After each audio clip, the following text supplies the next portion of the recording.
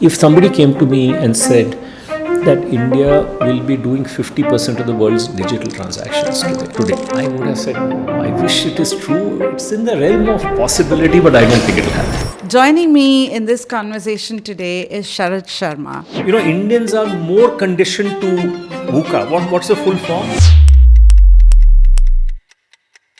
The co-founder of iSPIRT. You need both a Ran Bhumi and a Rang Bhumi to be the best version of yourself. What we model for them will matter more. Amongst our Uber drivers, the fastest learners are Indians. One of the most powerful system thinkers in India today. We are in a broken system, which is going to become worse. I think we have to start by changing the definition of friendship. I think the cancer in our society, which prevents all this from happening, and I'm going to get beaten up for saying that. Adversity can kill you or it can make you strong. The people who then work on the inner world will thrive more in the outer world. All this mythology around happiness itself is broken. If you create an overly safe environment, then that friction is not taking place. You won't have that growth that is needed. Some friction is needed. Now it should be healthy friction, right? Our system is geared to create people who will be deeply unhappy. We have a wardrobe full of beliefs, essentially misaligned beliefs. I could even make an argument that skills are irrelevant. How could you learn cooking without cooking yourself? And how could you learn to be a pilot without flying? How could you be a filmmaker without making films, right? Earlier, knowledge was power. Today, knowledge is a commodity. Do your dharma. This is gut-wrenching change ahead of us.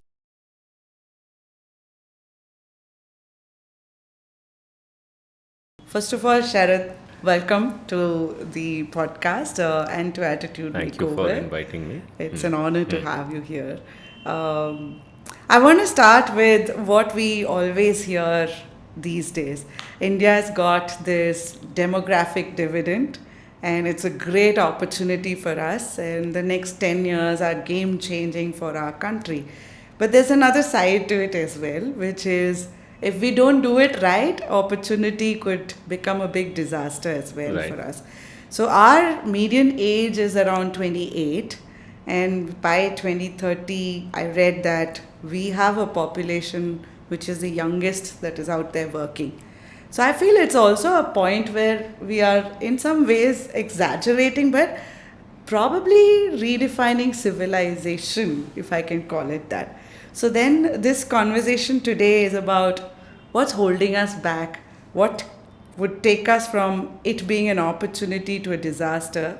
So if I am that 28-year-old or hovering around that age, how should I look at myself from a consumer of this to a designer of my own journey? That's a conversation. And so welcome on board. Thank you so much. And just to put this in perspective, this year we'll have 23 million babies. Yeah. Right? Yeah. The next is China, which is under 9 million babies. In fact, if you take the next 4-5 countries, they will collectively account for 23 million babies. So for the foreseeable future, we are in effect, and I often get into trouble for saying it like this, but we are the cradle for humanity. Yeah. Right? Yeah. And so what we do in the next 20 years is of course important for India, for India's sake, but it is safe to say that it is very important for the world's sake. And so therefore this topic is an important topic. Well, I thought you would say no to the latter part, which is, sort of paving a foundation for the civilization to evolve. So I've been thinking about that. But for example, I've often in recent years been thinking about how significant is the change ahead of us. And I like to believe that it is the kind of change that happened in 500 years with the start of the Renaissance in Florence, and a succession of things that happened leading to the Industrial Revolution and the Age of Enlightenment. That 500 years, we'll have to redo the whole thing in 50 years or less. And therefore, it is going to be perhaps painful, exceptionally painful. And and it will certainly redefine what it means to be human. And so this is gut wrenching change ahead of us. It is, right? And I, for one, don't know almost any of the answers. But I think this conversation that you are kind of starting, which in your podcast, I'm hoping will continue with many others, I think is an important conversation, because from these conversations, some clarity might start emerging as well. So let's go to ground zero. Today, as the present world is, how we look at jobs changed. Everything that we had as a definition of job, gone. So many jobs can be eliminated in a matter of months or next couple of years. Sure. So it's gone. The foundation or the anchoring that we have to an identity of who we are, whether it is family, relationships, marriage, changing drastically. With us leaving homes and moving away, that whole support system or that scaffolding that we had for mental stability also has changed. Right. With so much changing around us, whether you are a 25 to 28-year-old or a parent of a child who's studying, a lot of concerns as to what is this uncertainty and how to deal with it. Are these the three big buckets, or are there others that are also changing for us? Yeah, so in human relationships, all human relationships are changing. Mating, for example, is completely changed or is changing because of, let's say, social media, right? Parent-child relationship is going to change. Spousal relationship will change. But I think even the relationship between capital and labor is changing. Therefore, the relationship between the employer and the employee is going to change. I think the relationship between the citizen and state is going to change. So I think we are almost at a point where, a kind of a system that we crafted, as I said, in the last 200 or so years, is up for change. Now, this has happened before, but you came to that point very slowly. The Renaissance Revolution made papal structure, the Pope, very powerful in Europe. And that resulted in what was then called as the Age of Indulgences, right? Where, popes had mistresses and everything was easily, you could solve everything by paying money to it. And then you had the printing press. And remember, how did they complain about the prevailing Christianity was to simply print the Bible, take a page, tear it, and stick it on the church. Because the Christianity that was in the Bible and the Christianity that was in the Age of Indulgences was completely different. You didn't have to say more, right? So things started collapsing. And therefore now in central Germany, you had towns and villages and cities where they were at war with each other, right? Because they were Protestants and Catholics, and they were literally killing each other. And then this new idea came from a completely, left field, from medicinal baths, right? At that time, and even today, there are lots of medicinal baths that are there. And the whole family would go there because that was a way to detox yourself and stay healthy.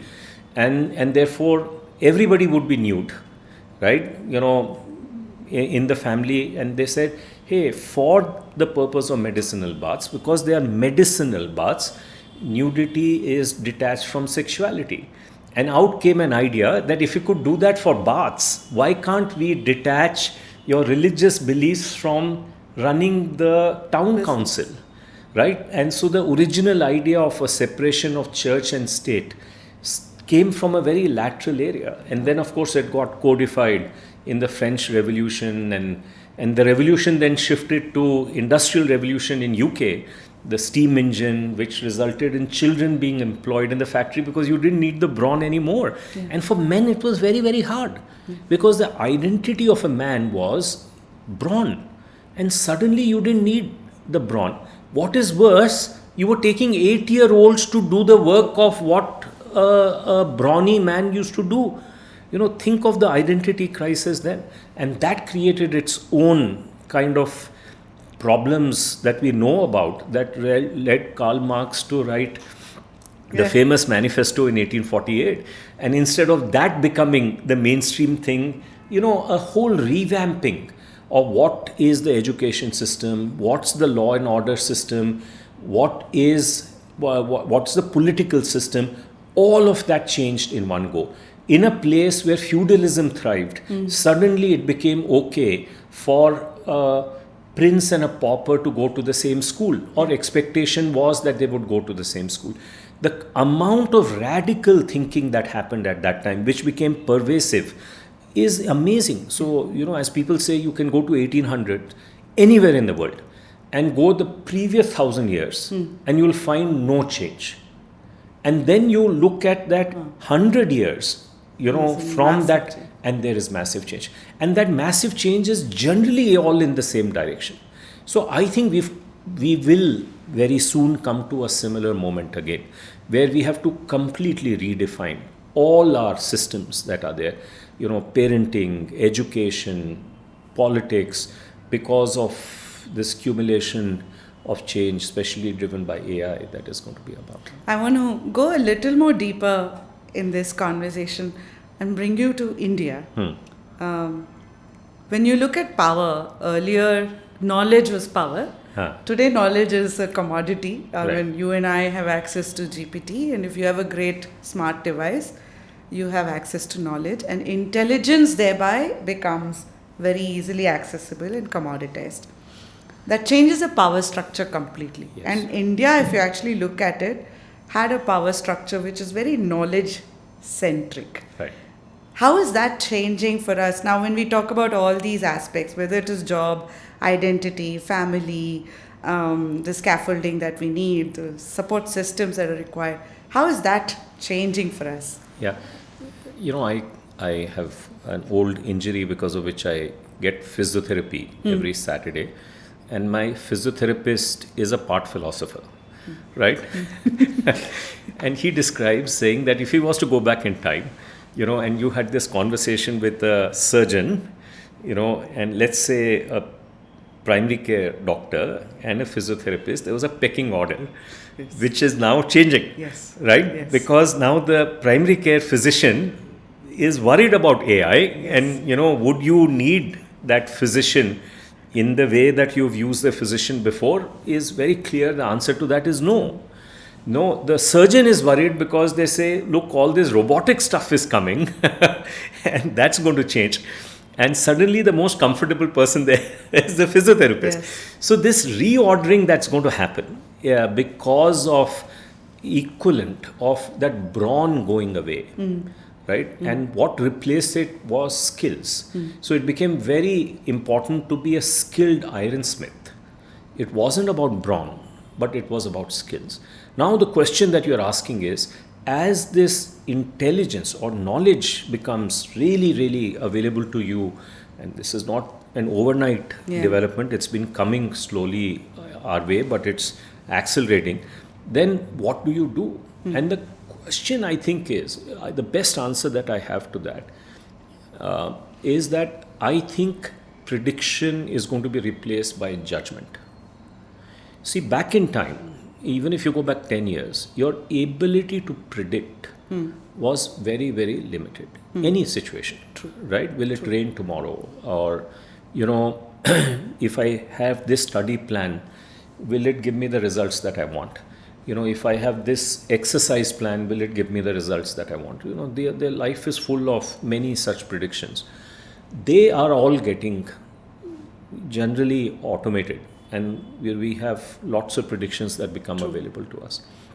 So the question now is that what do you do with them? With that. And that requires judgment. And that judgment is inherently a value-based exercise. Right? So therefore, if you and I get the same set of predictions, the judgment that we have to apply to now initiate action is inevitably going to depend on the values or beliefs or belief map that we have. And that belief map is going to change rapidly in the time. So in my mental model, we all carry with us a set of interrelated beliefs, uh, and we have a bouquet of beliefs, right? And this bouquet of beliefs has held us in good stead, Yeah. but is now going to change. Yeah. I'll tell a story here, and this comes from, in iSPIRT. One in the early days, we had a culture architect. His name is Manjunath Nanjaya, very smart guy, and he tells this story. He says that, look what happens when you have a porcupine, a new baby porcupine that is born. The mother is, sometimes the baby is born with misaligned quills, and because of misaligned quills, the baby is not able to fold and become a ball, and that is almost certain death in the wild. So what the mother has to do is to yank out painfully those misaligned quills to allow the baby to survive. Wow. Right? Yeah. So now, what Manjunath's view is that when we grow up, we collect a set of beliefs. We collect it from our parents, then we go to school, then we collect it from schools, then we go to friends. The friends give us a set of beliefs, the movies, what we read. And by the time we get to we become a young adult, we have a wardrobe full of beliefs, essentially misaligned beliefs. Because we collected them, opportunistically as we went along. Yeah. They were not meant to be a coherent whole. Now, when we are in a very safe environment, it doesn't matter, Yeah. right? But when you are in a difficult environment, then one belief says, hey, give up. The other belief says, be persistent, right? And you need to now sort out your beliefs. So you need to be able to, at that point in time, go through a kind of a cleanup process so that you have a coherent set of beliefs. Now that's a very painful process, right? That metamorphosis is what traditionally we used to call it as the midlife crisis, right? So this would be people who would do everything that they were told to do. They said, go and become an engineer. They became an engineer. They said, go and join an MBA school. They went and joined. Then somebody came and hired them, and they did everything in the rat race. And they are now in their mid 30s and 40s, and there's emptiness that is taking them over. And so they need to clean that up. So there are two choices. Either you don't feel the pain, and then you buy a nice motorbike and just do adventure, right? Or you go back and address this painful thing. Now, this is happening in mid-20s. I got introduced to that, by a youngster who said that go and look at what is called as not midlife crisis, quarter life crisis. Yeah. Right? And you can go to TEDx and see there's so many talks of these people in their 20s cleaning their belief system out. Yeah. Right? Yeah. So I think this is going to be the most important need for us. Where can we submit this idea to everybody that we know, that you must clean up your belief system, and it has to be done in a big way in your young adulthood, but then it has to be a relentlessly active process for the rest of your life. Because the world that you would live in your 30s will be very different from your world that you live in your 40s.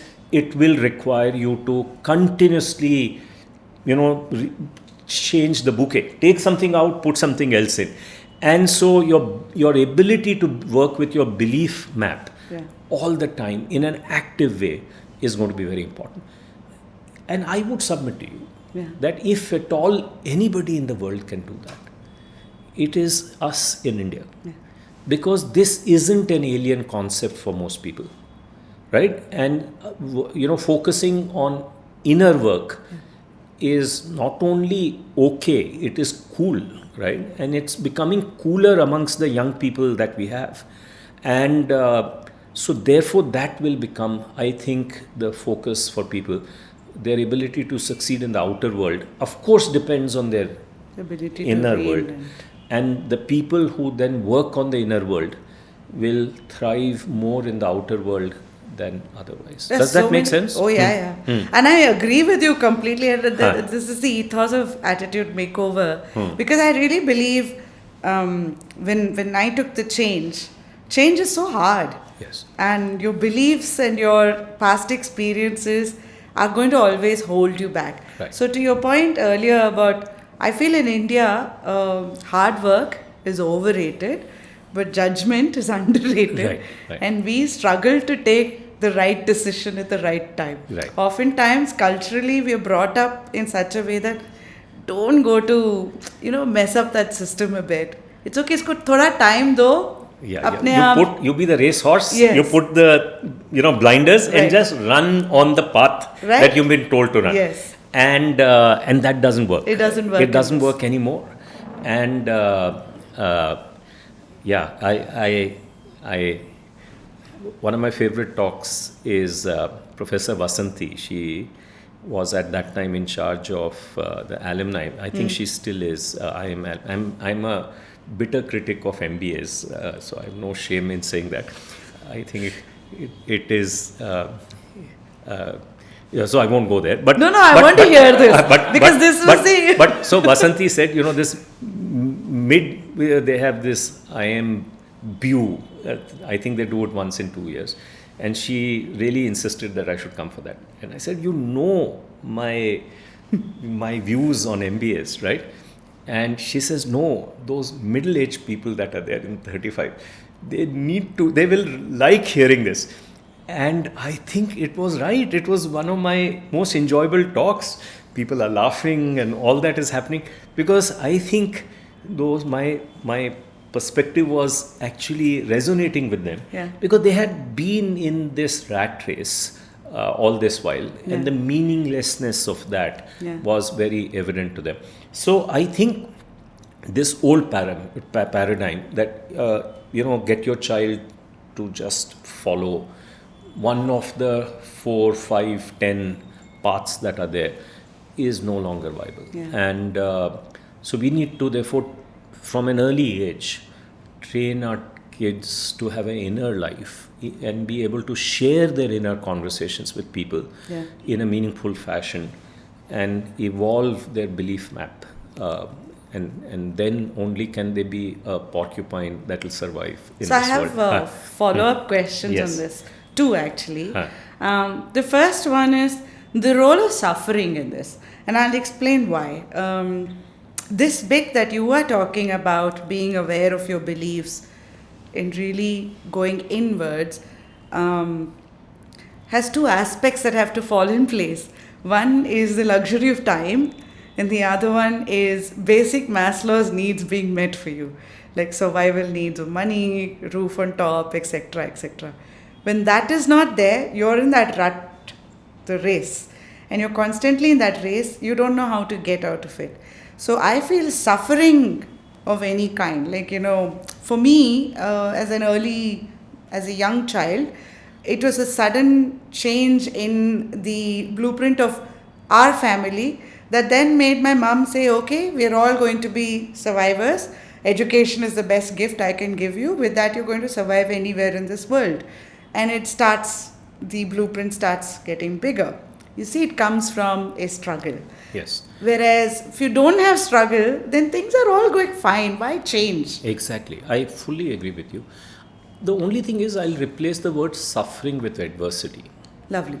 Right? Because I think adversity can kill you or it can make you stronger. And I think the individual decides which one is going to happen, right? And if you decide to turn adversity into a gift, then it leaves you stronger, right? It's just a switch that you have. And I agree with you fully that adversity is going to be important. I am, therefore, a big fan many years ago. Phanindra Sama, many people will know him as the Redbus co-founder. He has a philosophy which I think is started picking up but needs to be picked up much more. he says, look, everybody needs adversity. And the way to court adversity is to become an entrepreneur. Right? Very true. Right? Very true. So he says that instead of going for Char Dham or for Hajj, this is the Char Dham and Hajj for you. Yeah. And his point is that whether or not you succeed in your entrepreneur venture, as long as you know that you're doing it to learn from the adversity to become a purer, a cleaner version of yourself, you will be better off, right? He calls it, because, and this is inspired by the Hindu idea that there's divinity inside but surrounded with lots of junk, and you have to get rid of the junk and then the pure form will be there. So he calls it becoming more pure. But it is the same idea. Adversity can force a better inner life. And if you look at it like that, then you're a winner. You're a single-time winner anyway, because it will leave you a better person. But you can also be an outer winner. But his point is, even if you don't win on the outside, you are still better off than anybody. It's such a powerful idea. So I completely agree. I think what it also forces you to do is become lightweight. Let go. Like, you can't be heavy and go into adversity. And your relationship with adversity changes. Yes. And there's a very interesting survey that happened. This is in many years back, before internet became prevalent. They said, what is common for all the people who have been successful? So the question is, what is success? So they said success is everybody who has at least a half-page obituary in Encyclopedia Britannica. Interesting. Right? This was the world of Encyclopedia Britannica. So they studied that. And guess what they found? That the most common thing, I don't remember the numbers now, but the overwhelming answer to that was that they had lost a parent in their childhood. So I can relate to that, because forced adversity then forces you to get your inner world in order to be able to face the world. And often, I have a very close friend. She's a famous author, and I tease her that she's a ladli beti, right? And because if your parents shield you from that adversity, then you will not have that learning, right? And in my case, I had very high myopia, and I wanted to be an engineer, and I couldn't legally become an engineer, because at that time, when I passed out in 82, there was all professional courses had a medical test, medical exam. UPSC had a standard which said -8 and above is medically unfit, and I was above that in both my eyes. And I would joke, and because in a family of civil servants, I would joke that I would never have to become a civil servant, right? But, inside I knew I could also not become an engineer. But for my chacha, who encouraged me, universe will find a way, you move forward. I may not have pursued it. But that was a form of small adversity.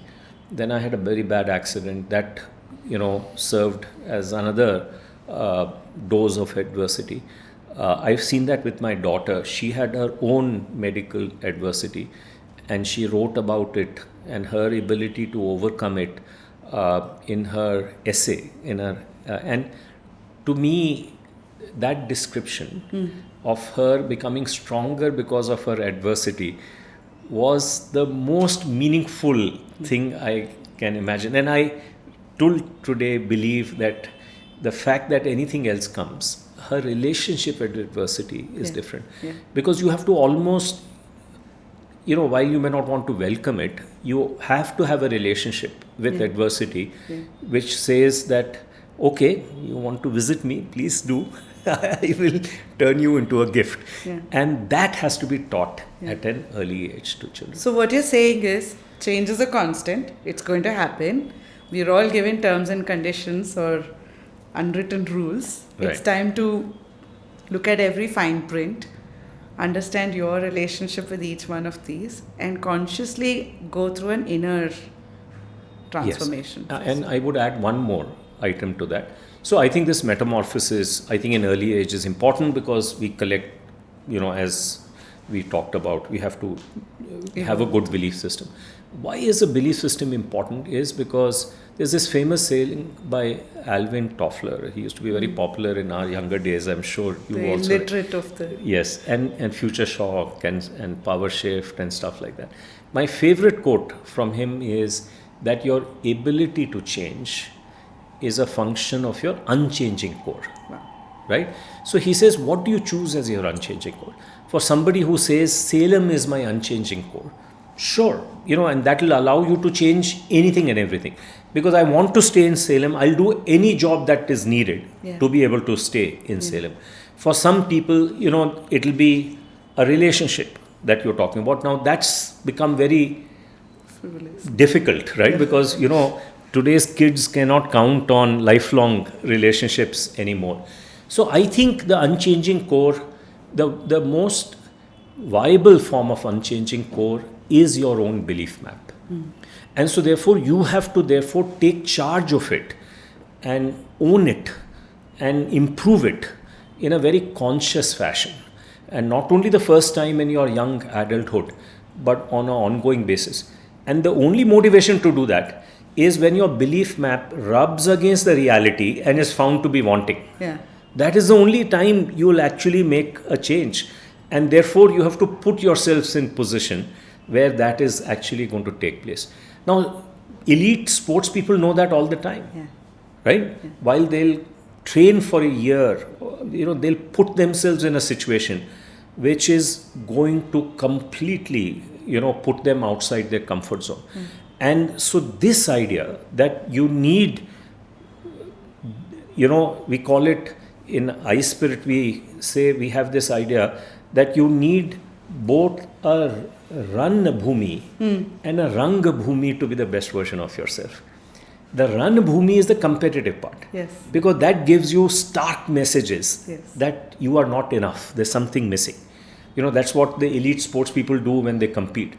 The Rang Bhumi is the space when you are just wanting to do the best version of that character that you want to play.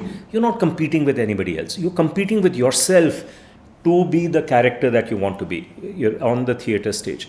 And I think to be the best version of yourself in this, in this changing environment, you need to find your Rang Bhumi, which is the competitive area, and your Rang Bhumi. Now, Ran Bhumi is easy to find. The Rang Bhumi is hard to find. And I think we need to give people that space so that they can actually develop. For someone who is like a 25, 28-year-old who's watching this, how do you identify, hey, this is me he's talking about? Can you kind of give an example or a set? Like, it could be relationships, it could be health, it could be career, it doesn't matter. And it could be from a city, it could be from a tier 2 place as well, non-Indian as well. So what? So I'll give you an example. Look, in our case, we work on very hard problems for a long period of time, right? With failure is inherent in that process. Our mental model used to be able to do this, to be able to solve this problem, we need very talented people. So, we would say these are people who learn to play the violin so well that they are in demand. And, they're busy playing the violin in a commercial setting all through the week, but their heart wants to play in the park, in the subway, right? Nice. And iSPIRT is that park and subway where you come and play for the public good, no greed, no glory. While you have a day life where you are much sought after, violin player in a commercial setting. And then luckily for us and completely by accident, we've had this system that we don't know who's a good volunteer. So everybody goes through an interim stage, try and buy type of a stage to figure this out. And then we started seeing these young, early 20 guys doing exceptionally well. And there was enormous cognitive, dissonance because they don't know how to play the violin. Right? Yeah. They are still learning how to play the violin. But what they had, or some of them have, is this fearlessness in the face of a difficult challenge. Right?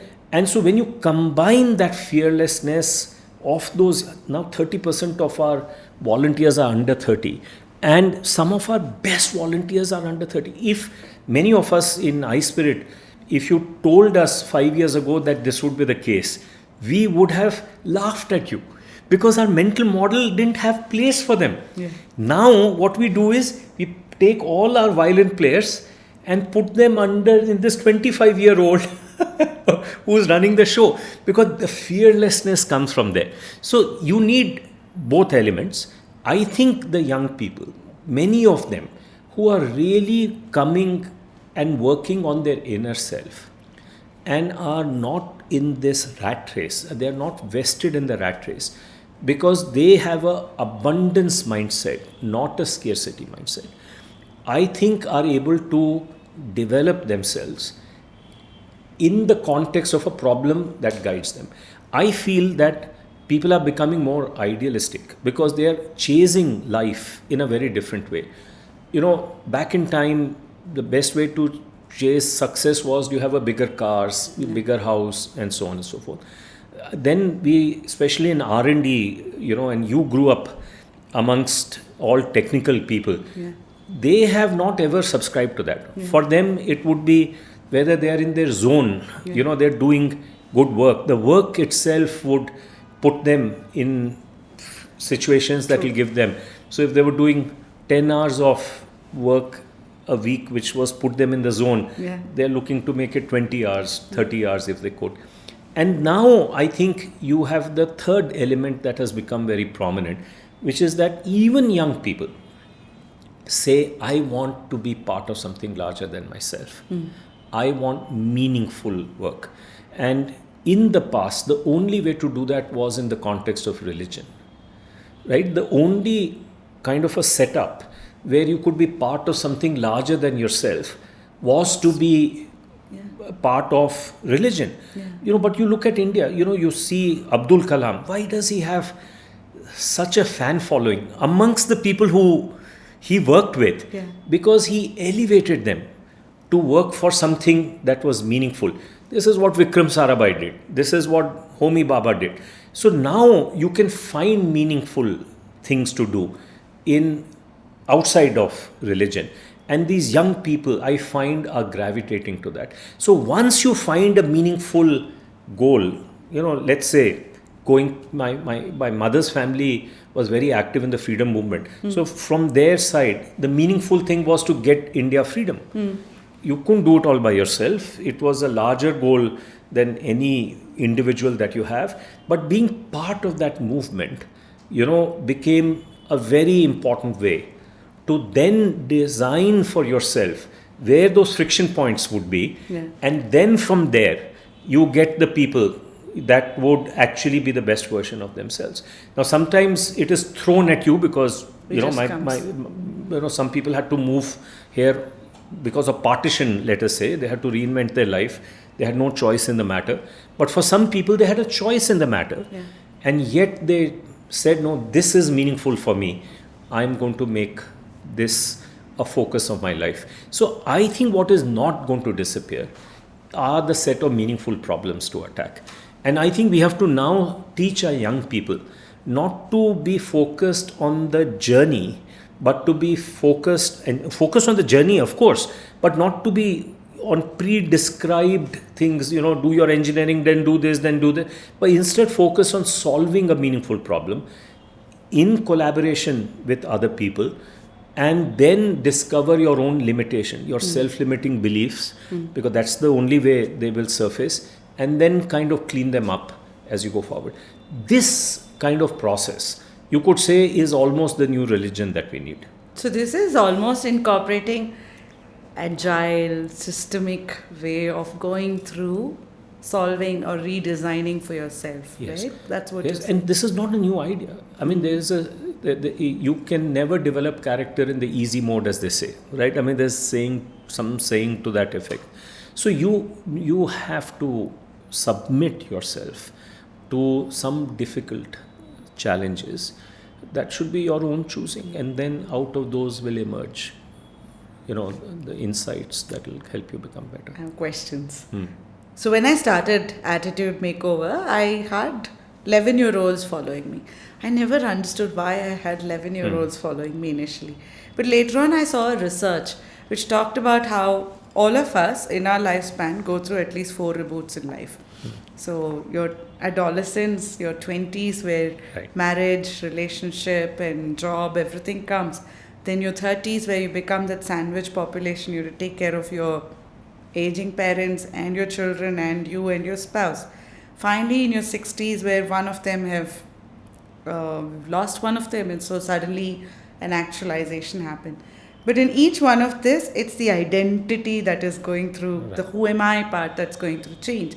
And then I realized too, you spoke about it earlier as well, there's a left shift that is happening, which is why when you talk to the youngsters today, they're very aware of some bit of the inner self than our age. Like I feel in a lot of ways we've failed in that. Yeah, so I think we have to give them one other thing that is important, and I think in a way you are doing that from my perspective. See, there's this famous saying that you can never read the label of the bottle from the inside, right? So even if you're put in an adverse situation, let's say that creates the condition for, a kind of an inner upgrade, going from version 1.6 to 1.7 in your inner OS that you have. But for that to happen, it is very important that you can see where the mismatch is. So you need somebody else to help you see that mismatch, right? And so I at least am a believer that it cannot be a completely solitary process, right? Because a solitary process is important, but it is necessary but not sufficient. You need some well-wisher that you can trust, who is able to help you see where the mismatch is happening. Now that is only possible if you built a set of people or friendships or with adults, right, where you can have an inner conversation about your fears in a way that you normally don't have on social media, right? So I think there is a whole kind of a collective process that you need for this. So first you have to teach people how to share their inner conversation, right, with people, and it's a slow process of building trust. Then you begin to trust them and say, okay, I can share my deepest fears with you. And what are fears? Fears are a way of saying, you will not be able to cope in this situation. And those fears are important, but they have to be supplemented by an outside-in view in addition to the inside-out view that you have. So you need people who have the wisdom. They're not just good listeners. They're also people who can actually give you a sense of what's missing. And then they are not protecting you from the inherent friction that will bring the change about, but are actually, guiding that process of change because of the friction that has come about. So we need almost new type of ecosystems that we build around ourselves. And, would that include parents? It could. Would it include uncles and aunts? It could. Will it include friends? Yes. Would it include godmen and godwomen? Maybe, but we need to give our children an ability to pursue this process where they recognize that their outer success is going to be a function of what is the inner work that they've done. So we went deep into the identity part of the problem and covered quite a bit of things. So for someone who's watching this, suddenly to find that kind of a support system is not easy. How would you suggest one starts that blueprint? I think in an early age, we got to tell people that friends are not people that you have fun with. Friends are people that will be there with you when the adversity strikes. I think we have to start by changing the definition of friendship. I think the cancer in our society, which prevents all this from happening, and I'm going to get beaten up for saying that, is Hollywood and Bollywood. I want you to go deeper into this. It is completely rotten worldview that they subscribe to. Including this in my view, idea that you need a soul mate, right? I mean, that there is this one person who's going to make you complete. Inherent in this is this idea that happiness is somebody else's responsibility. If you find that person, I will be happy. All this mythology around happiness itself is broken, right? So it starts there. And then, the relationships that are described are also unreasonable and unsustainable. And we know that because the evidence is overwhelming, as we see. So therefore I think all this can be used for good purposes. And lastly, it promotes what I would call as completely vanity metrics, right? And unfortunately, that is also true for business. The vanity metrics in business is that instead of focusing on the fundamentals of the business, you focus on a set of financial metrics, which result in, which are ratios usually, and therefore you manage the ratios by, instead of growing the numerator, which was the original idea, you do it by shrinking the denominator. And in so shrinking the denominator, you go away from R&D. So at a time, think of this, where the business is awash with capital in a way that it has never been in recent history. The amount of that capital that is being spent on R&D is less than before. Because these ratios are all about chasing, efficiency instead of kind of breakthrough research that we're talking about. So much so that even OpenAI could not happen in a commercial setting, had to be done in a non-profit setting. Now, that's another matter that, they're trying to change that, and that has its own controversy. But the point is that we've been taken over by vanity metrics in life, in relationships, and all that is being amplified by this industrial social media Bollywood Hollywood complex that is leading our people astray. So I think I would add one more thing to this, and I find that correlation very strong. You remember I mentioned all these people, these young people who are turning out to be fantastic volunteers. If I was to see what is the proxy thing to predict, is are they contrarians or not? You need to have an opinion first to be able to. Exactly. Right? And then you must have the enough confidence that you can maybe wrongly be contrarian about some things. But being contrarian is a muscle. It's not a thinking muscle. It's a feeling muscle. Right? Because if it's a popular movie that you have not gone and seen because you're a contrarian, it's nothing to do with thinking. It is your ability to stand with your friends and say, I'm okay. I don't need to do that. Yeah. I don't need to wear these kind of clothes. I don't need to wear, be fit in these kind of ideas. That is a feeling muscle. I think we need a thinking muscle, we need a feeling muscle, and then we need a values, this belief system that will anchor all of this for us to take this forward. And we are not teaching people enough of the contrarian message. And because in our culture, fitting in is still very important. Yeah. And that, I think, is one of the big changes that we have to bring about as we go forward. But that is hard, right? Like, it is so hard in our culture, especially. Like, I'll give you an example. And probably it's even more difficult for a woman than a man. Like, everything, right? From who you hang out with, what friends you have, what you study, where you study, who you get married, and literally everything is sort of influenced. It's not your blueprint. It is terms and conditions that are given to you. I agree with you. And I think, therefore, I tend to believe that youngsters are, for women, social media and the likes are feeding a monster that is making them less capable of being able to step outside what the conventional viewpoint is. And I think in the case of men, I think young men, what's playing an equally corrosive effect is pornography. Yeah.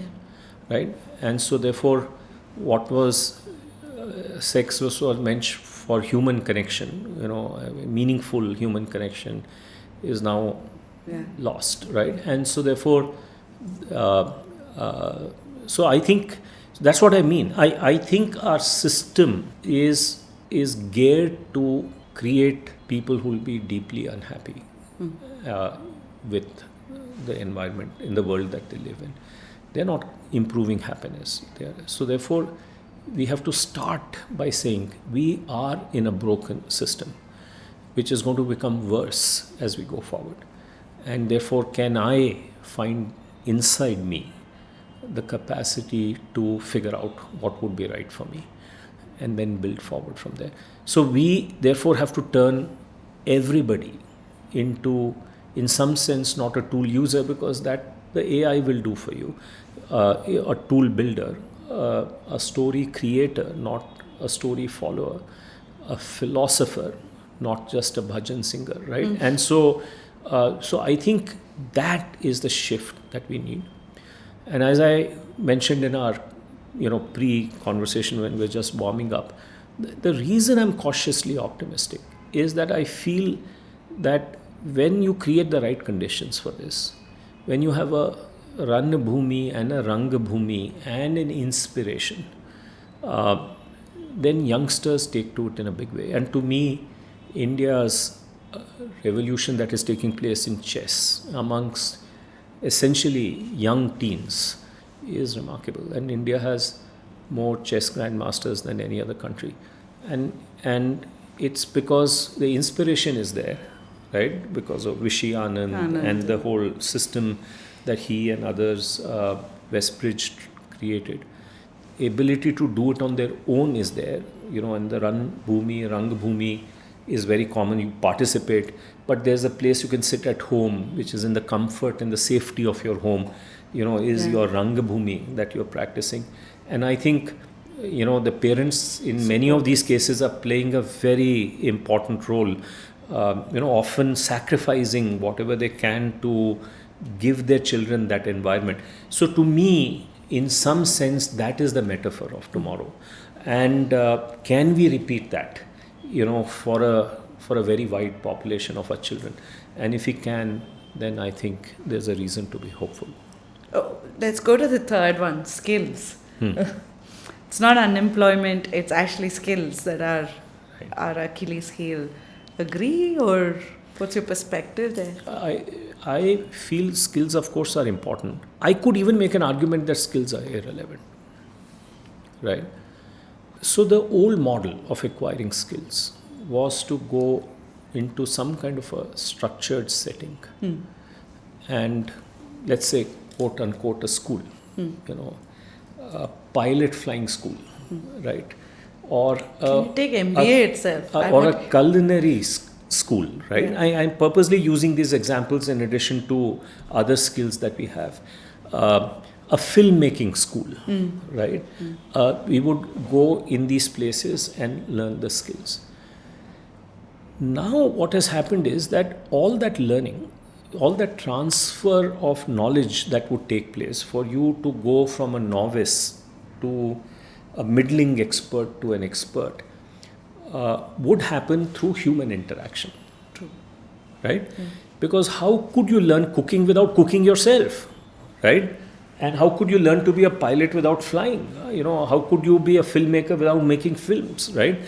And how could you learn all this but for learning it from other teachers, right, who were much more skilled in being able to do that? Now, one way of looking at AI is that it is able to codify those skills in a way that even humans could not. So let me see if I can use chess as an example. Let's say you and I go for a walk every day to the park. And in the park, there are two grandmasters who are playing chess. And we linger there to watch a game every day, right? Do you think we'll become chess grandmasters by watching them play? No, but you'll sort of understand some bits. You will understand. You'll become appreciative. Yes. You can become it's like classical music. You can learn to appreciate music better. But being appreciative of the music doesn't make you a classical musician. But an AI system will actually learn enough to play chess in in a fashion that a human being cannot learn. Yeah. So what for the first time we have is that our AI systems are able to learn by watching human interactions that humans themselves cannot learn as quickly, right? So therefore that then completely changes the nature of learning for skills. Yeah. Because now you don't need to learn in the old film school, old culinary school, old flight training school. You can now learn from AI systems and It's on the go. accelerate that learning, do it just in time. And therefore, this is, by the way, true for pilots. Yeah. You know, the number of hours that the pilots actually fly are now very limited. I don't remember the numbers, but you know, most of it happens in a simulation environment, right? A simulator environment. So this is changing. So I think skills will become available to anybody and everybody because they'll be democratized in a way that was not possible. Today, to get into a pilot school or to get into all of these schools was really hard. But that's not hard anymore. This is what's happening with chess. It's not hard to play in the best chess school possible. Yeah. It just happens to be, you know, an AI chess trainer. Everybody has access to it. So then what makes a difference between you acquiring that skill and not acquiring that skill is then you're persistent, we go back to the all that learner mindset that you have and all the inner work that you're doing, because the outer work has become a lot simpler than before. So this relationship is going to change, I think, in a big way. So therefore, I think it'll still, you will have a competence hierarchy. You'll have a house painter and a Michelangelo. You know, you will be able to look at this and see the difference. You will still have a situation where two people who go to the same law school, and when you look at their office, have the same case law behind them. One would charge 5 lakhs an hour and another person is charging 50,000 an hour, because they are materially different in their skill sets, because they lie at different. I don't think that hierarchy will go away, but the way you arrive at a higher point in the hierarchy would be less access to teachers, less access to schools, and more about your inner work that you are able to do to take advantage of everything that is available. I want to ask one question here. This was good now for not just the haves, but the have-not children as well, isn't it? I Suddenly think so. you I got have a feeling that have-nots have an advantage. Yeah. And this is why I'm cautiously optimistic. And, you know, when my daughter was young and, you know, you sometimes impose things vicariously, and she'll agree with me on that. You know, I was fond of tinkering and all of that, so I got her interested in robotics. Oh, right. You got her a Pi, Raspberry Pi. And at that time, Lego Mindstorm, and then they have these competitions. And then, you know, she formed a team, and then I remember we did a night out, and they were very enthusiastic, but so was I, because it was vicariously my competition that I was living through that. Now, however, when you went to the competition, the people who were doing well were people who didn't even have their own kit, because they were from a small town and many teams had to share the same kit. But the hunger was higher, right? And in her class, you know, she was good in athletics, and so she would run. Karnataka has a very good children's sports program, so she was in the school team, and you know, you needed everything, spike shoes and this, that, and the other. And then when you go for the competition there, the team that would win is Parikrama. Now, who is their coach? Ashwini Nachappa. Her daughter is in Anika's class, but she says, I don't want to teach these kids because the kids who are hungry to make something happen are the Parikrama kids who are all running barefoot. Right? Look, this is the metaphor for life. This democratization is actually, if we create the right systems, it will actually be taken up by people who live in adversity, because that adversity gives them the inner OS. You know, a child, my daughter may have had 1 or 2 minor upgrades in the OS, but a child who comes from a difficult background would have had many minor and perhaps one or two major upgrades in their OS. So what will distinguish people who climb up the competence hierarchy and who don't would be this inner work, adversity, having a support system that allows them to see outside in, the label of the bottle from the outside, having the skills to be able to verbalize your inner conversation, especially fears. And if you can create all this for young people, and I think we can. And how do we do that? It won't happen in schools. It will happen in families. At home. At home. And I think it will happen in families because this vocabulary of inner work is acceptable vocabulary for almost any inner family. Right? You can go anywhere and they can understand this vocabulary because this is so native to our way of thinking. You brought up word suffering. Buddhism is based on that. Yes. Everybody in India understands this relationship that is there.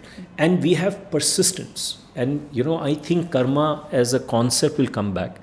Having said this, I'm an agnostic. I'm myself not a believer, but I see societal benefits of this. My old way of explaining karma was that I go to US, I go to a Neiman Marcus, which is a very expensive store, and you'll find somebody at the counter buying something, paying for it, which is more than the annual salary of the store clerk. Yes. It is not at all unusual. And the American dream is to the store clerk, don't worry, work hard, you will be one there, right? In India, you would say, don't worry, live a moral life, next life will be better, right? And this is how you deal with inequality in both places. So I have a somewhat controversial way of looking at this, that it's a societal hack to keep society stable. But I think the new societal hack that we need is persistence in the face of adversities. And I think the best way to do that, what is karma? You have a difficult time, something bad happened to you, do isko nibha lo, do your dharma, and that is all that you can do, and everything will be all right. Maybe not in this life, maybe in the next life. True. Right? True. So this detachment to immediate outcomes, outer outcomes, to do the right thing, which is in consonance with your inner world, is, I think, more naturally available to Indian kids than to any other kid anywhere else in the world. Right? Yeah. And I really have thought of this because the kids in Israel, because of Judaism, have better? No. It's actually the Indian kids have the best. And I think their parents understand this. So our job in the future is to create this new environment around kids, which will allow them to succeed as they go forward. Now, of course, societal change is needed. We can talk about that. That's an endless topic by itself. I was just going to that. When I do these workshops, oftentimes there's a struggle of intergenerations working together in corporate world, right? And so they always talk about how do you handle that. So again, it comes to certain key characteristics, my beliefs, my experiences. Like my parents' age, they grew up, or I was an emergency child. So, that environment is very different. My generation, it was peace. There's a lot of peace around us. Right? But their generation, my daughter is like, what is happening? Like Trump is going, every day there's a new statement, and everything seems to impact everybody. So it's a state of flux that's happening. And you're so optimistic in this state of flux because whatever you're told is not like easy work. It's a lot of work. Yeah, see, it's like fighting the tide, right? Societal change in India. So, I'll give you an example.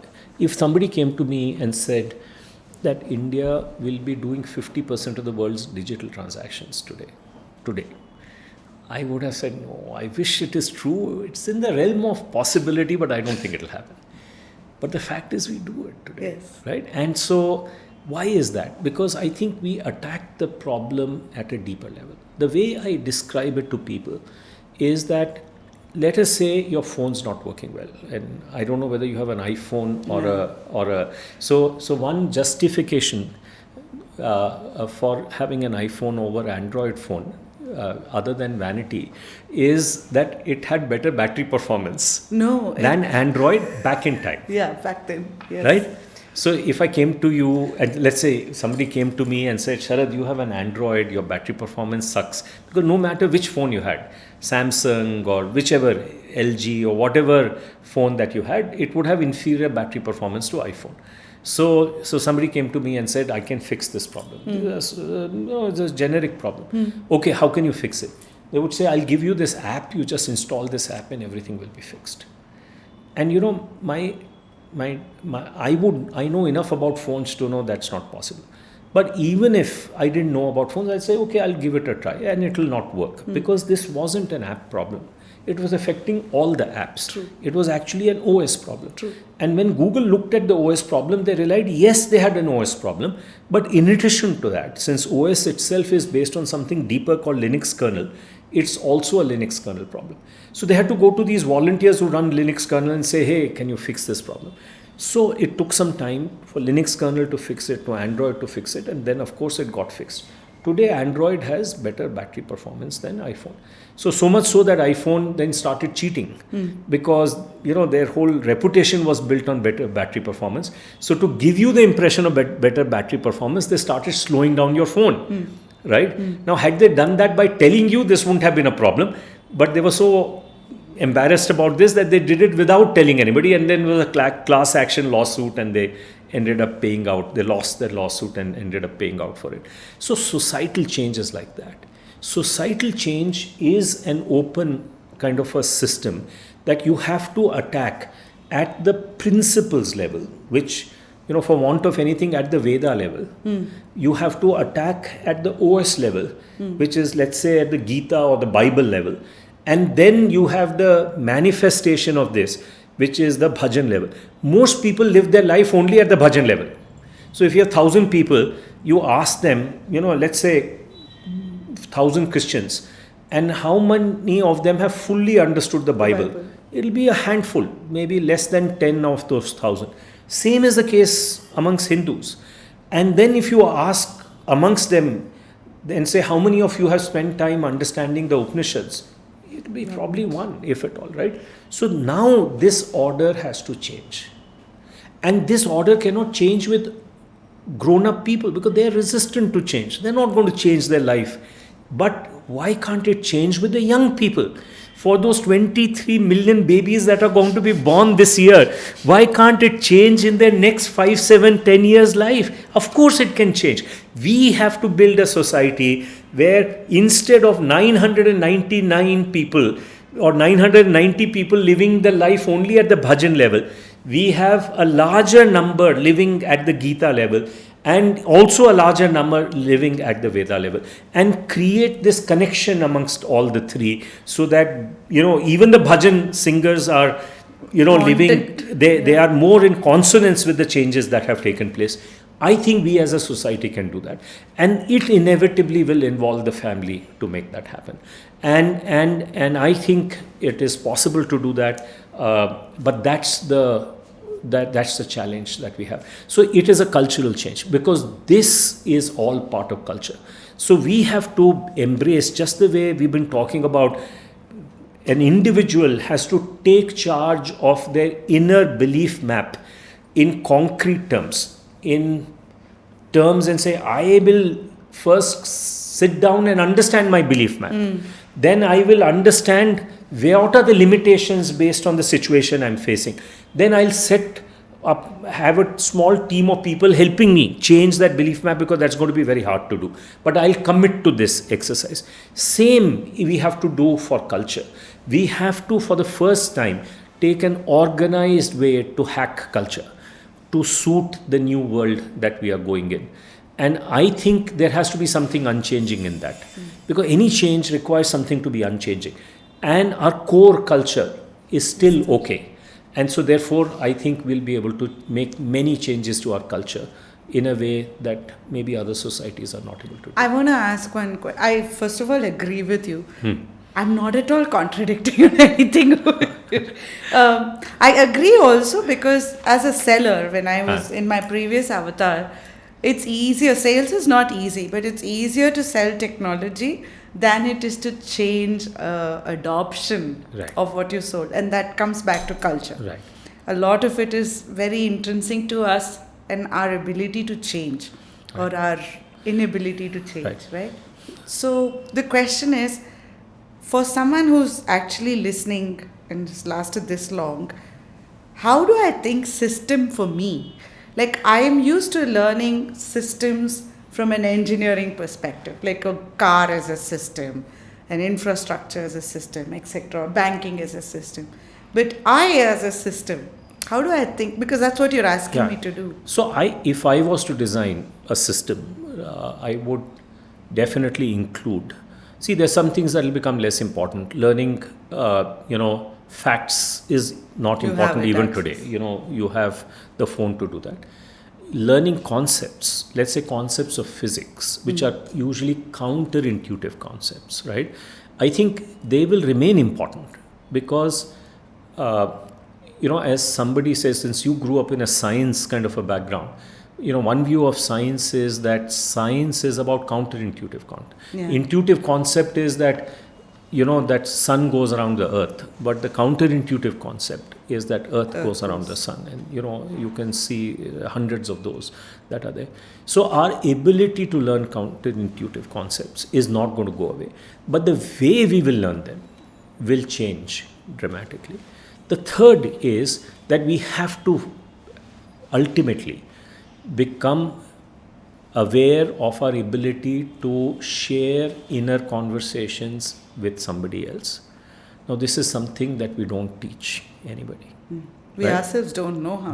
Most of the time, we don't know ourselves because it's effortful. It is frowned upon, right?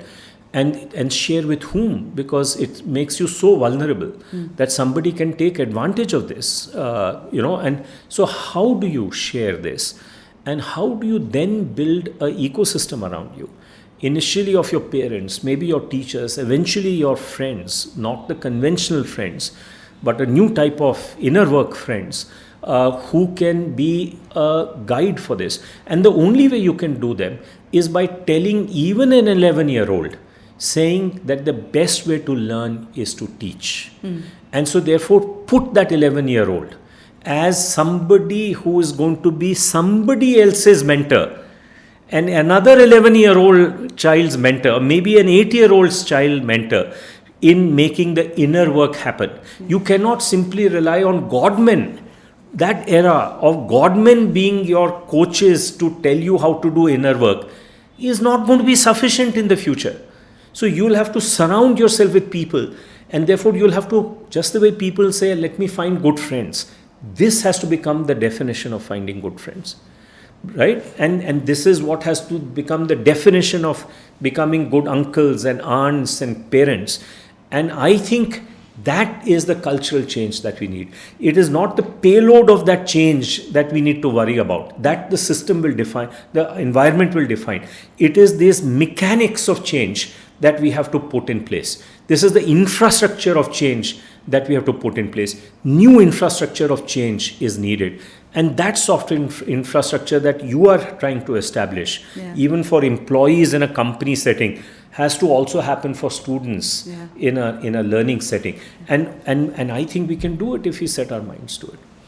You always optimistic? Because I'm telling you. No, look at chess, it's happened. But if chess had not happened, I would not be so Sharad, optimistic. It took 30 years, right? Right. I have a friend who became a very important person in Uber. He started off here, Google, and then went on. And he says that amongst our Uber drivers, the fastest learners are Indians. Yeah. So there is, I think, in India, an ability to deal with, in your world, you would call it VUCA, right? Indians are more conditioned to VUCA. What's the full form? Volatility, uncertainty. And then you have C and A, maybe they'll tell us, but living in a chaotic environment, right? Now chaos is not going to go away. It's going to be even more manifest than before, till society settles down 50 years later into some kind of a new system. And we are better prepared to do it than anybody else. what I'm also saying then is, what you're saying is, when we do this, we're so used to linear growth in the past. When we do this, this is such foundational shifts that happen. And the payload then is no longer linear, it's more moonshot. Okay, let me ask, yes, of course. Let me ask you a different question. This is something that we wrestle with in health stack all the time. At $2,000 per capita, we can give our population good health. How do we know that? Because many European companies are doing it. Do we have $2,000? No, our per capita income is $2,000. We can't put all of it in health. We know from Thailand that we can do it at $600. But $600 is also too much, 30% of our per capita income. We have to somehow manage to do it around $200. The only way to do $200 is to focus on preventive health and early detection. Now, early detection is smarter devices and proliferating point of care. All that is technology centric. But I would say preventive care is cultural. And I can make an argument today that if we have to give the right nudges so that people begin to focus on preventive care, the chances of success in India are higher. Because find me a family that doesn't believe that yoga is a good thing to do. They may not do it, but they have a mental belief already that this is the right thing to do. So the question is, how do you turn belief into action? So I think because our culture, we need to create new cultural infrastructure that takes our very core principles that are there, links them more tighter with the vulgarized form, and then with the most vulgarized form, which is the habits that we live with. And I think if we can create the new cultural infrastructure by using families in a new way, by using teaching in a new way, by using technology in a new way, in an integrated way, I think we can do this. And while we are focused on digital public infrastructure, this is cultural public infrastructure that we need to create. I am not the right one to do that because I am, in my daughter's eyes, a Sheldon who doesn't know enough about all of this. So she must be anyway closing her eyes and saying, please stop talking. What do you know about all of this? But I think there's smarter people like you and others who have the wherewithal to do that. And I think we can bring about dramatic change in our society. I think, I've been lucky to be part of that dramatic change in the digital world. I think that dramatic change is going to happen in R&D infrastructure in the next 10 years. We are at the cusp of it. It looks difficult. It is not easy, but I think it will happen. But it requires, as I say, Bangalore, Delhi and Mumbai to come together. Bangalore is the thought leadership capital. Mumbai is where market comes in and policy comes from Delhi. So I think we'll be able to put that together because it's coming together. And the need of the hour is for us to have strategic autonomy, which is only possible if we focus on R&D. So I think we will see a wave of R&D infrastructure. And I'll be much too old then. But if I was going to be around, then I would love to be now a student, go back from designing that, because I don't think it is my competence, but to be a field worker, a field warrior in making the cultural infrastructure come in place that will allow a young child in India to fix their belief map and keep doing that again and again. Basically do inner work at a pace that no other child in the world is able to do. Because I think there is groundswell of favorable conditions to do that. This is so contagious. Your opportunistic perspective is so contagious. One part that worries me in this conversation is the divide that we constantly are having between the haves and the have-nots. Till about 3 years back, I was like in a bubble. And when I started getting out of the bubble, going to our remotest villages and understanding what's rawness over there, what do they have versus what we have, that gap is pretty wide, isn't it? You guys have been disrupting it with all the innovation that's happened. Right. But even then, that gap is pretty different. And that gap doesn't just add a pull or a burden on the one who's going through the change on this side. It's not just a physical gap. Like, it's not just a financial gap or a physical gap. It's a mental gap. Starting with Sure. me already writing off saying, I don't fit in there. That's not my world. Oh, badon ka kaam hai. Right? So, but you're talking about a shift which is so inclusive. That's when we will actually thrive, is what you're talking about. I think we have to jettison. See, change happens only when we decide to unlearn something. For example, and as a society, we learn bad ideas inevitably, right? In food pyramid, we thought that fat is bad, carbs are good. We know that is not true. In MBA world, we learned that these ratios are good and the fundamentals don't have to be worried about. So look, so we have pyramids were built on a sense of afterlife, right? So ideas are powerful because they shape human behavior. This has always been the case. But when you're talking about change, at the bottom, we have to be able to sharply say, what are we jettisoning? What are we giving up? What are we unlearning? Because in the future, learning will be easy. So if I have to overcome a self-limiting belief that I have stumbled into, because of the environment I am in, unlearning that is harder than learning new stuff. Is it not? Yes. Right? So the question is that even on a societal basis, we have to unlearn something. I am in the camp that it is very easy to pick what we have to unlearn. Anything that is associated with Hollywood and Bollywood, Cut it off. boom, unlearn. Yeah. And I think that is hard to do today because their influence, because of social media, is extraordinarily high.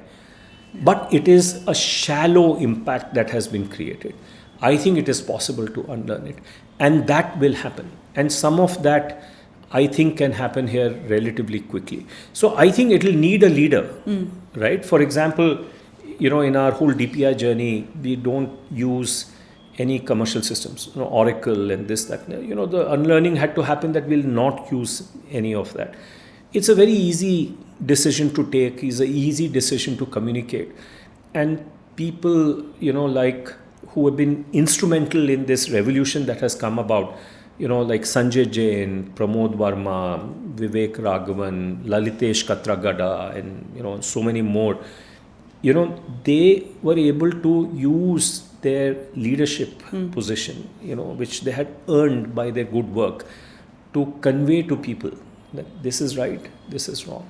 So in this change that we are talking about, we will need new class of cultural leaders.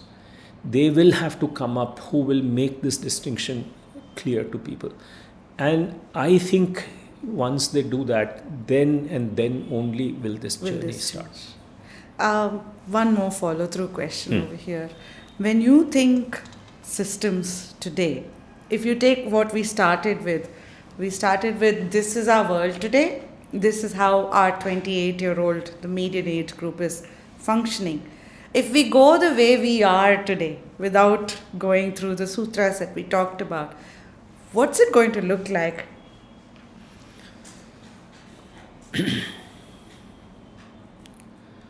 Yeah, I don't know the answer. Honestly, I want to also maintain a ontological humility to keep my mind open and not get fixated on what the answer is.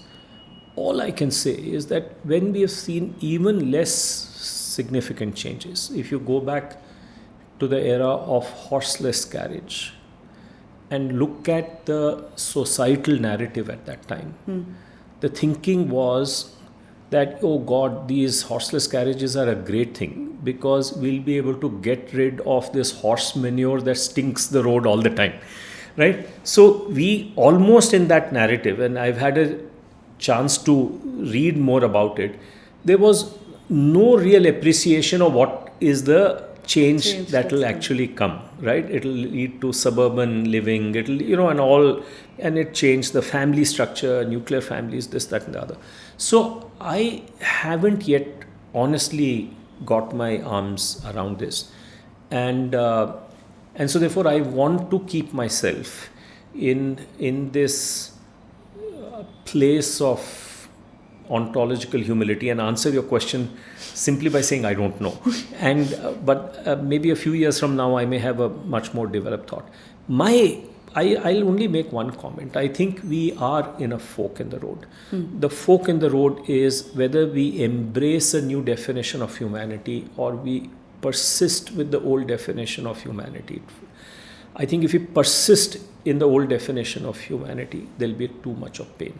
It is like persisting for men to have persisted in their identity of being brawn providers.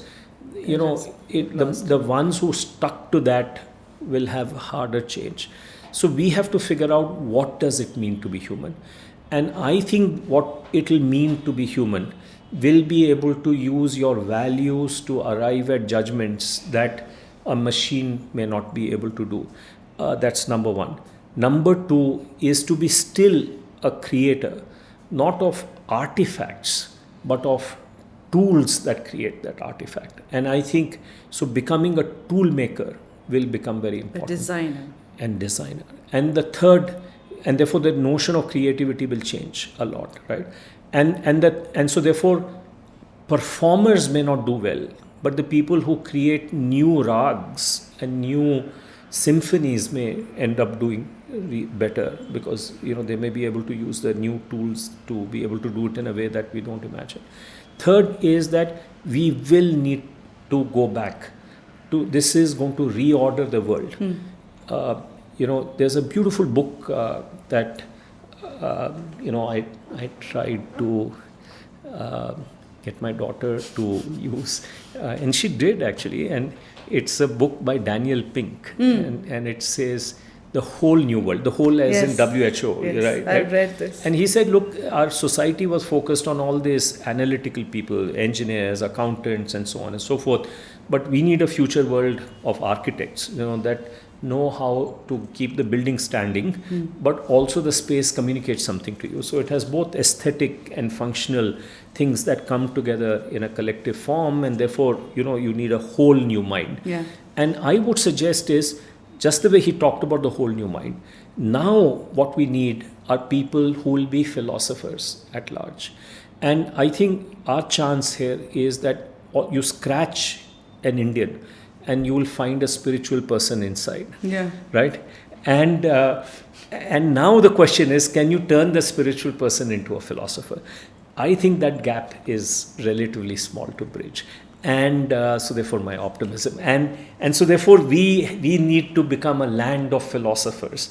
Not only few philosophers, who are prominent, but every person is a philosopher of life and is designing therefore his or her own philosophy and therefore his or her own life.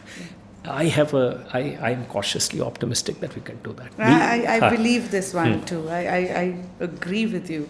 I'm very optimistic, but I'm also very aware of the challenges of this journey. It's going to be very, very hard. It's going to be very, very hard. But I think if we all get together, we can build the cultural infrastructure that we need to enable that to happen. So Sharad, today we're seeing, recently there was this report of the top jobs or profiles or jobs only that people aspire to be, and it's mostly YouTubers and influencers, and it's moved from doctor and pilot and teacher and all that to something as frivolous, if I can call it that, as an influencer and a YouTuber. At the risk of really calling it out, we as a country have been honing these skills. Influencers, our gig economy is also, if you actually look at it, it's not much of a skillful thing. We're not tapping into the humanness of that person. We're going into a clockwork sort of thing. Do you see that changing? I think we are possibly entering a dumbbell kind of an economy, right? Barbell economy, right? There'll be few things in the middle, but there'll be things at the edges.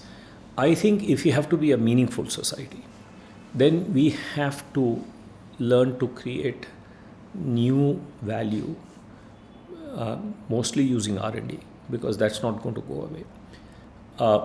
Will that involve a very large proportion of population? No. It will involve a small proportion of the population. And then we'll need people uh, and however, if you do that well, that will generate wealth in the country. Then the question is, what do we do with people who are not maximizing for wealth, but are maximizing, who are getting some help from the government. In some sense, India already runs a very large program of benefits, as you know, for lots of people, uh, uh, which is some form of universal basic income. Now, the question is, if you are running that, what do you get? Do you get an American inner city, or do you get a, a, a kind of a vibrant Keritsu, or a village where there is flourishing and flowering that is still happening? Uh, if we don't create the first part, which is wealth creation through human labor, is now going to become more difficult. Wealth creation on repetitive work is going to become difficult. Wealth creation on the back of the white collar jobs that we have is going to become much more difficult. So my sense is you have to vacate the middle, and you either go into this side of really pursuing something which is truly going to create meaningful value. It's going to be very hard to do, because it will require scientists and high quality engineers and many other people like that.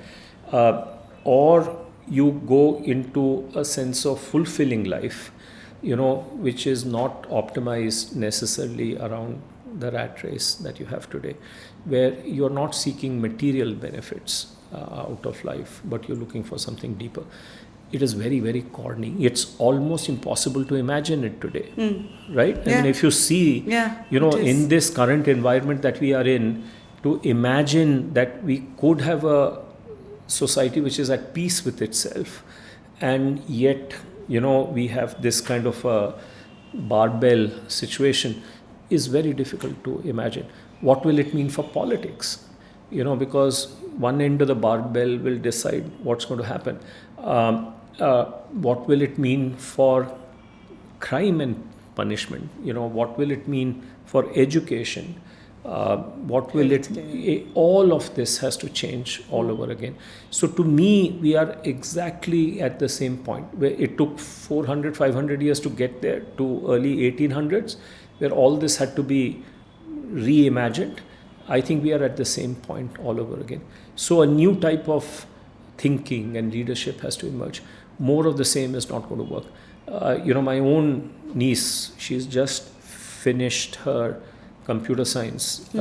She lives in the US. And when she entered computer science, it was a hot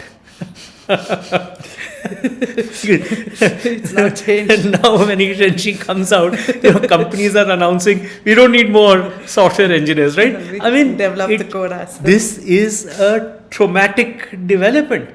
This is trauma, right? And so what does a now 23, 24-year-old do? And I don't have the answer, frankly. So I think we're going to go through a messy period. But during this messy period, people will have to build their inner muscles to come out of it. Do you see open source still surviving? I hope so. Because I think the rate of innovation, you see, there's a theory of innovation, which is that all innovation is combinatorial, which means that what we do is we pick things and we put them together in new ways. But for us to put them together in new ways, you have to have the building blocks in place. Who makes the building blocks? Even in America, because of their large R&D spend, and now China, these building blocks are publicly funded, right? So now the fact that if these building blocks are available for everybody to use, then you can have a lot of combinatorial innovation happening on top. Yeah. If these building blocks are behind a paywall or behind, a partnership that you have to do, and all kinds of constraints are there, then obviously you won't be able to do that. So we need to create a world where small teams can make a big impact. And how will they do that? By being able to do combinatorial innovation at scale, and by doing many experiments as we go forward. And that requires an open innovation system to underpin this at the bottom. In the context of the conversation we had, like if you have a 27-year-old Yes. daughter, I have a 17-year-old. All of them must be, children to somebody who's in their 40s or 50s. When my daughter comes back and says, I want to do something like this, and she's going through that inner self-discovery process, what's the advice for me to be there for her?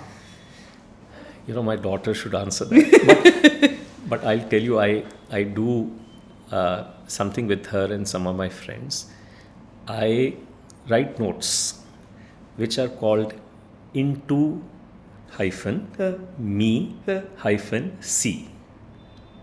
So C inside me. Oh, wow. Okay. And why do I do it with my daughter is because I want her, whether she does it with me or not. As I mentioned to you, I think learning how to do it is important. Now sharing this with my daughter is of course safe. She's not, and I'm very privileged to have a group of friends with whom I can do that. But to me, the motivation for this is because I think it's an important part of what we do with our children, right? Because children don't learn by what we tell them; they learn by what we model for them, right? The second is that I think, because as long as we are kind of therefore dealing with our own journey in the right way. So I shouldn't say this because now the secret will be out, but I live for a WhatsApp message back from my daughter saying, I can't believe you're doing this, right? So I live for that, right? And I harvest all those comments that I get like that, because to me, this is success for me, but for somebody who knows me so well, for her to think that I've gone outside my comfort zone and done something that she didn't expect me to do, is for me in my own little way modeling it for her. Wow. I'm honestly, I shouldn't have said this, and maybe you should delete this, but because my secret is out. But the point is that, look, I think with everybody in this world, what we say will matter less. What we model for them will matter more, because we'll be much more visible, much more transparent, right? So I think, this current thing that we have, where you have this Instagram reels about, what is, Instagram versus reality, the contrast is so sharp. All that is temporary in my mind is going to fizzle away over time. And I think people will learn to connect with the real person that they're looking at. And they will look for, in this system, instead of taking inspiration from one person, let's say a Gandhi or Patel, I think we will learn to take inspiration from everybody around us. And this already happens in the tech area. Why the tech work is still so joyful at the high end of the competence scale. Because you know this, because there is this sense that you are learning from each other all the time, right? And I think that thinking has to come to society at large. So instead of learning from a celebrity or somebody, you're learning from people around you. So my sense is, as parents, we have to become modelers for our inner change. And if we can do that by opening up, by learning to converse, by giving them the power to read the label from the outside. Papa, you are a Sheldon, whether you like it or not, right? By sharing with them the difficulty that you're going through, and having, for many things that you're doing, occasional successes, because there will be many failures, and sharing the failures and successes, then I think they'll also copy that from us. Does Sharad, that make sense? Absolutely, absolutely. You guys have any questions?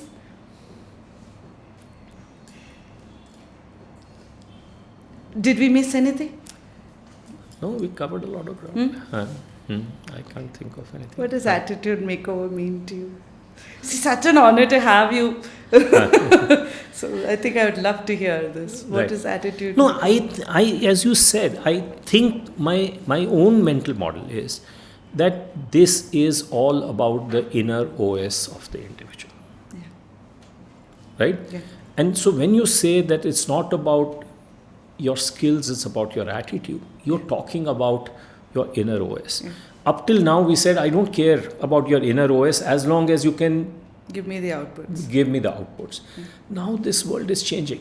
So I think you are in the center of things. And maybe, in all fairness, I would like to take a rain check from you for coming back maybe 7-8 years from now and reversing this and interviewing you, because I think your journey will lead more insights than my journey will in the next few years, because you happen to be in the part of this whole story, which is, I think, going to become more and more meaningful over time. Yeah. Right? And I think, it's a very joyful place to be in. It's a difficult place. It's not going to be easy. And you'll have lots of failures, valleys of death along the way.